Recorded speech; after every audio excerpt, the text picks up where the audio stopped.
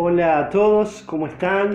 Dios los bendiga, es un gusto poder comunicarnos a través de este medio, de esta forma, en este tiempo tan particular que estamos atravesando como iglesia y como sociedad en todo el mundo.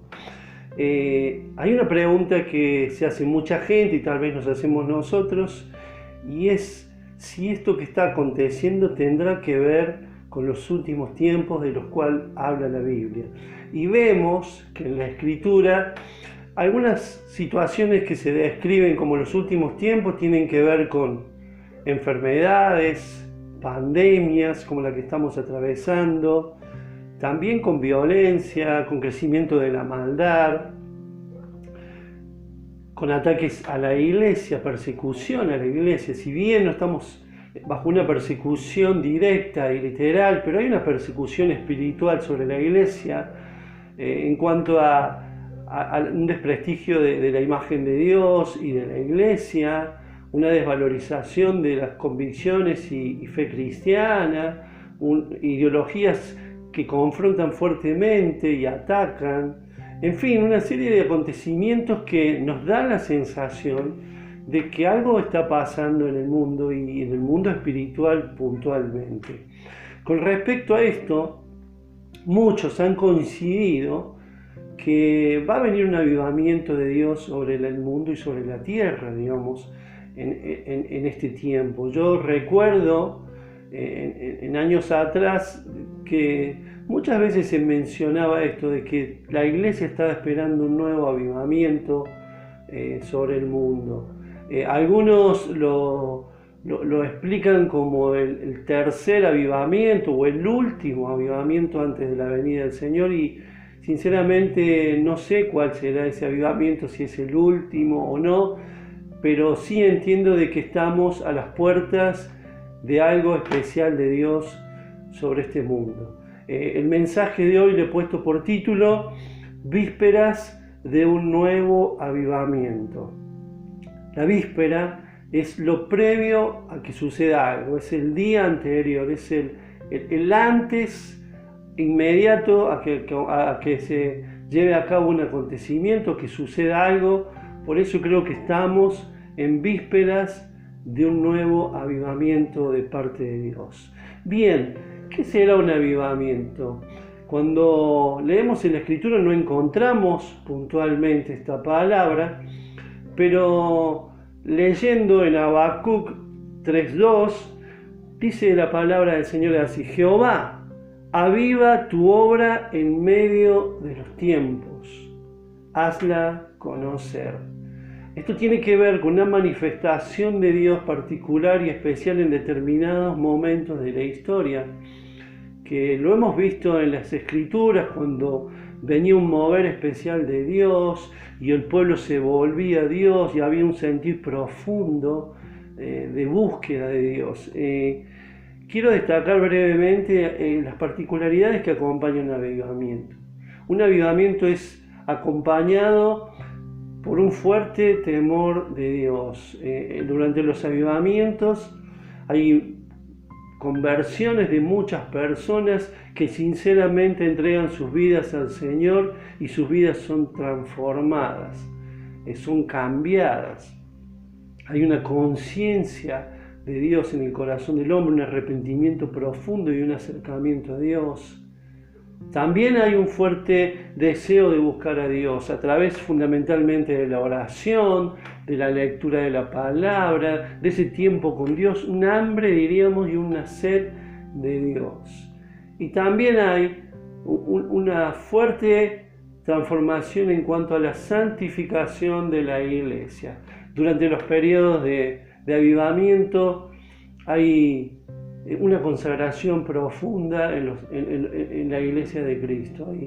Hay un cambio de vida en esas personas que viven su vida cristiana a medias, se produce un compromiso total con el Señor.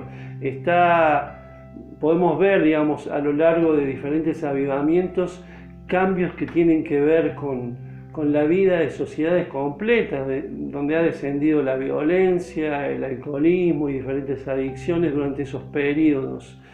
Y estos periodos de avivamiento han sucedido siempre en momentos donde ha habido una decadencia y un deterioro moral importante y espiritual, pero no solamente dentro de la sociedad, sino también dentro de la iglesia. En otros momentos, ante estas situaciones, Dios obraba con justicia, trayendo juicio, y su ira era volcada sobre los hombres y las sociedades, pero Dios ahora en su gracia manifiesta su avivamiento, que es su acercamiento al hombre, transmitiéndole su amor y su presencia de una manera tan palpable que las personas son transformadas por la presencia de Dios. Nuestra pregunta sería si todo esto que está aconteciendo tendrá alguna trascendencia espiritual. ¿Afectará la iglesia este tiempo que estamos viviendo? ¿Habrá algo de Dios detrás de este aislamiento al cual nos ha traído Dios? No solamente a nosotros, sino a todo el mundo.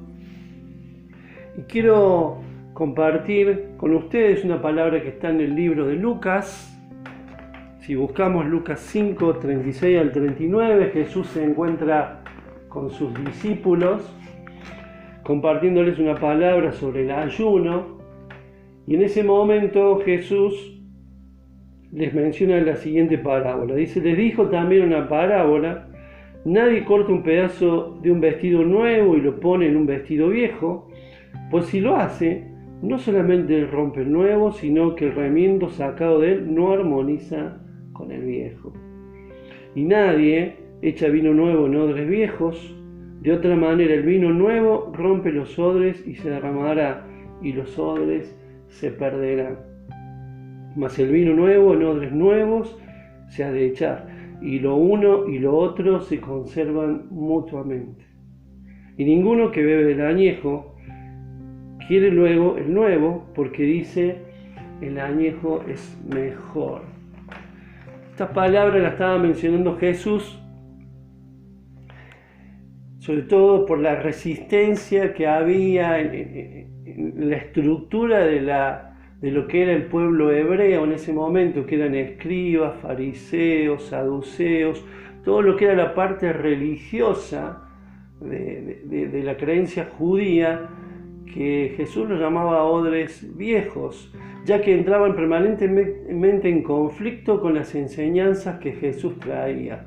Ellos permanentemente confrontaban con Jesús por los cambios que Jesús venía trayendo a sus vidas y cómo Jesús los confrontaba con sus tradiciones, con sus creencias, con sus hábitos, con sus prioridades, con sus formas, y Jesús quería traer una renovación, pero había mucha resistencia de parte de ellos. Es importante darnos cuenta de que el avivamiento que Dios va a traer va a empezar primeramente por nosotros. Sí, por nosotros que somos los odres. Nosotros en esta palabra representamos odres nuevos o odres viejos. El vino nuevo es la unción y la gracia y ese avivamiento que Dios va a traer. Por eso yo entiendo que estamos próximos a un avivamiento de Dios, porque Dios en este momento está haciendo cambios profundos en cada uno de nosotros y en su iglesia. Dios está rompiendo nuestras formas, nuestros hábitos, nuestras costumbres, desde nuestras costumbres del trabajo, de la rutina de la casa, de los tiempos de compartir en familia, de nuestras prioridades, hasta las estructuras espirituales y religiosas que hemos tenido hasta aquí. Hoy no podemos reunirnos como siempre lo hemos hecho y nunca sucedió esto. Hoy no podemos estar todos juntos como siempre lo hemos hecho. Hoy tenemos que encontrar a Dios en nuestras familias, aprender a tener una disciplina espiritual en nuestros hogares, buscar nosotros nuestro alimento espiritual en Dios para nosotros y nuestras familias. Cada casa se ha transformado en una pequeña iglesia en este tiempo.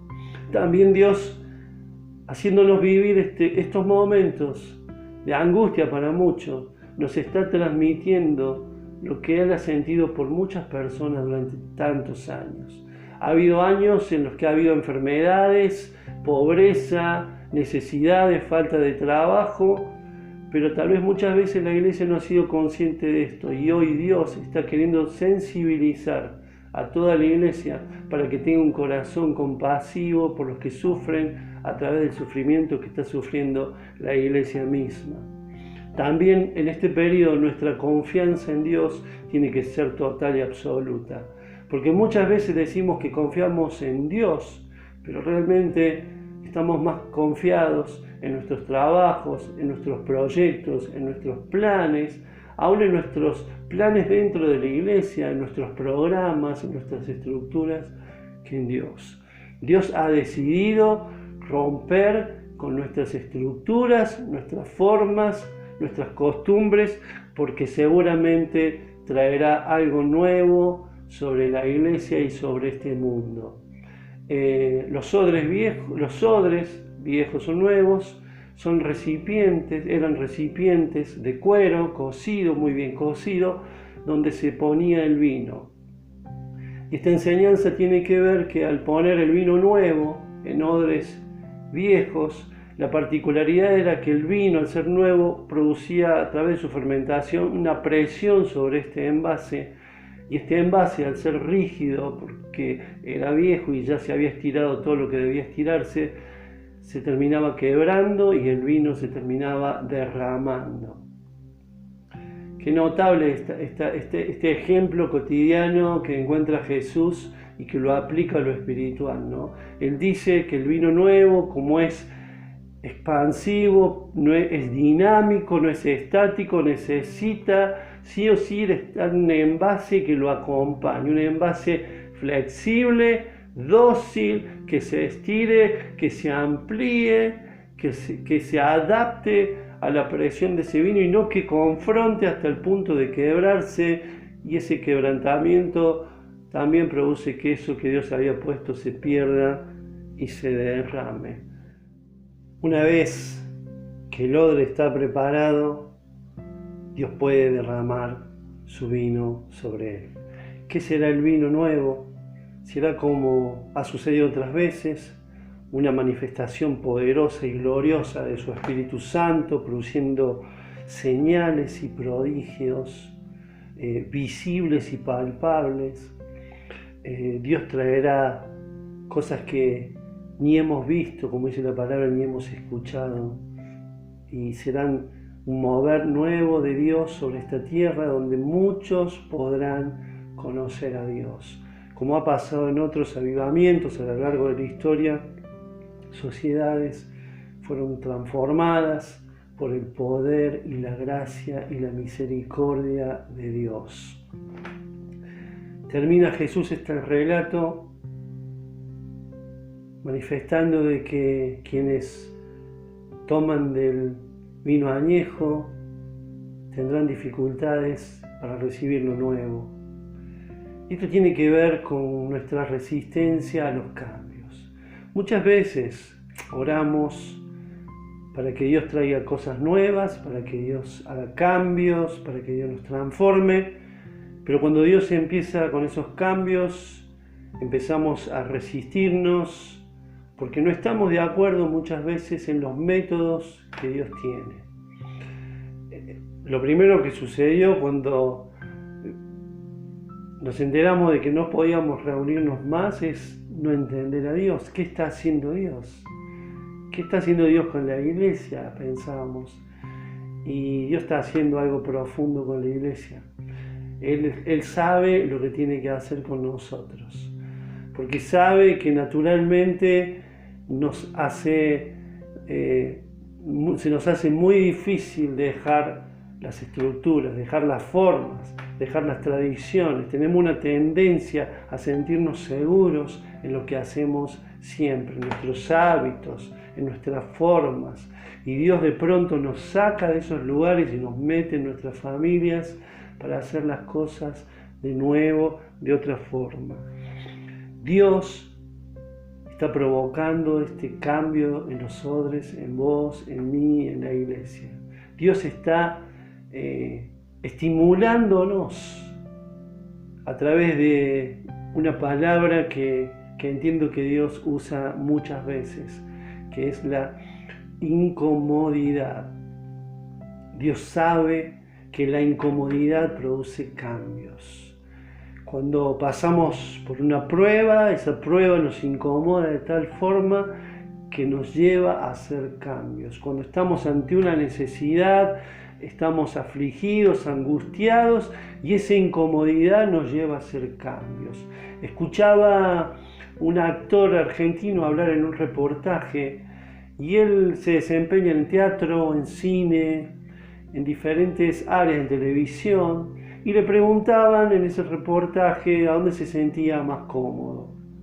Y él dio una respuesta muy notable e inteligente, y me pareció muy atinada. Él dijo que para él la comodidad nunca había generado grandes cosas en este mundo. Qué interesante esta respuesta, ¿no? Uno analiza lo que fueron los descubrimientos, el avance de la ciencia, y siempre tuvo que ver con situaciones de tensiones, con dificultades, con grandes sacrificios.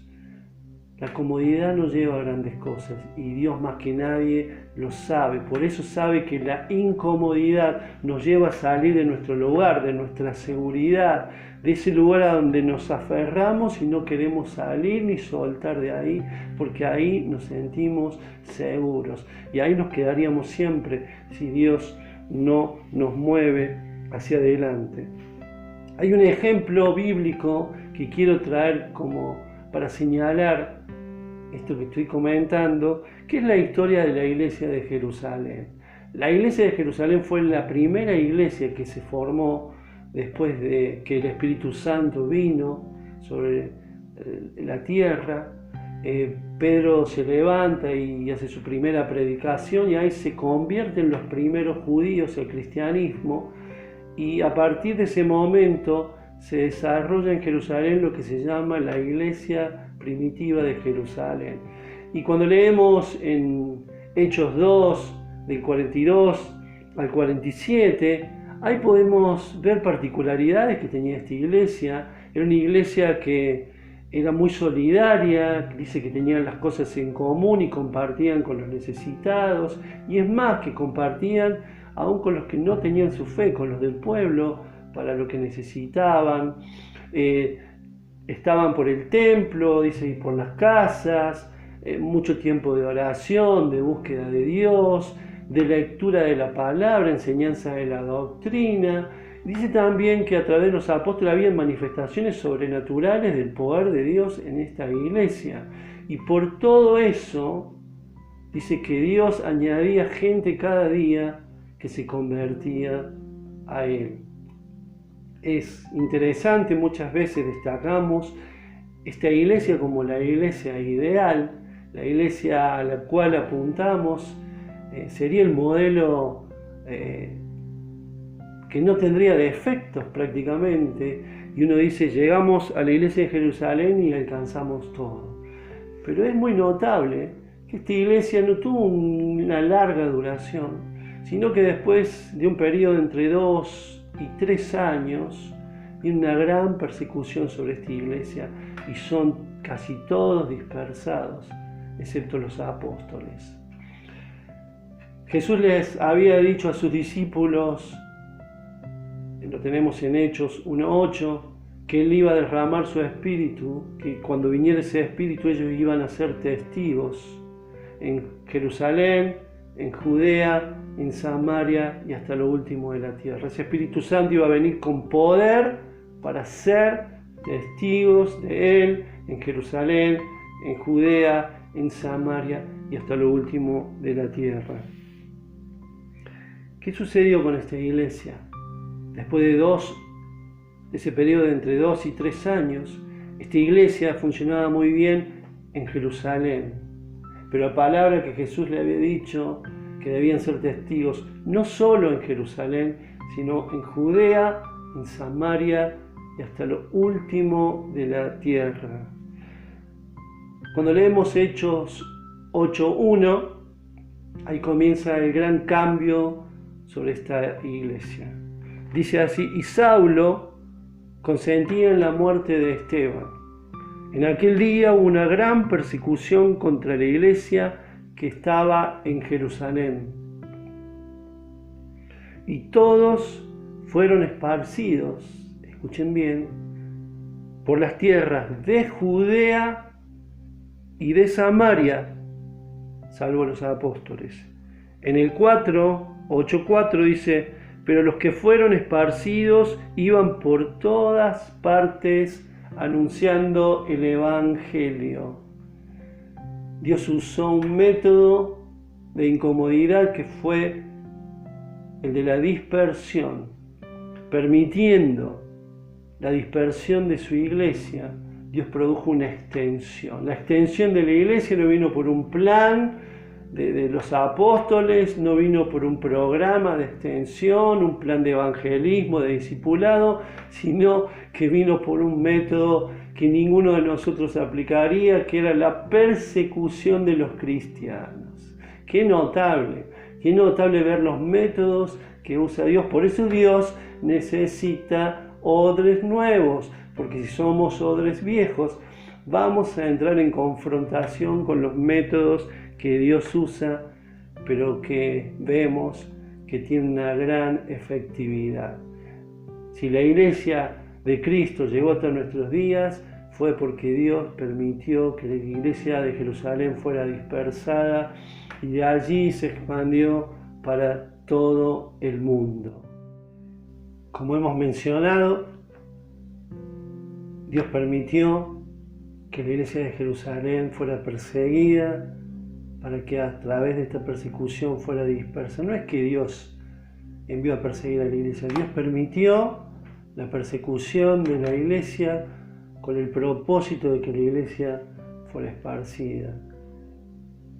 Dios está permitiendo que este virus circule por el mundo porque tiene un propósito a través de lo que estamos viviendo como iglesia, como sociedad. Dios está preparando ese suelo para que cuando venga su vino nuevo, esa semilla que Dios va a poner de fruto y sea próspero lo que Dios derrame sobre la tierra. Muchas veces Dios ha derramado de su gracia y esto ha pasado de largo y nos hemos recibido, pero en algún momento necesitamos poder recibir lo que Dios tiene para este mundo, para esta sociedad, para este tiempo.